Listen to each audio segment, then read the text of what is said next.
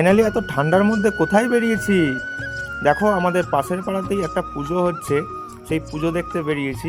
তো এইখানে প্রতি বছরই সাজিয়ে খুব সুন্দরভাবে পাড়াটা সাজানো হয়, আর আমার দেখতে যাওয়া হয় না, তাই এবছর ভেবেছি আমি তোমাদেরও দেখাবো আর আমি নিজেও দেখবো।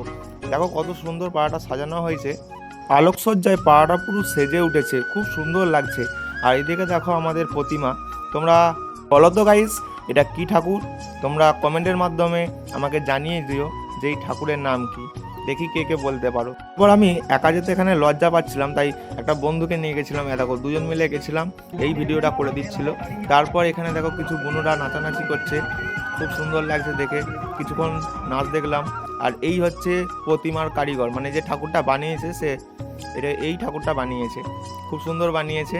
তারপর কিছুক্ষণ নাচ দেখার পর আমরা সোজা চলে যাচ্ছি বাড়ি। এরকম নতুন নতুন ভিডিও দেখতে চ্যানেলটা ফলো করে দিও, লাইক করে দিও, শেয়ার করে দিও।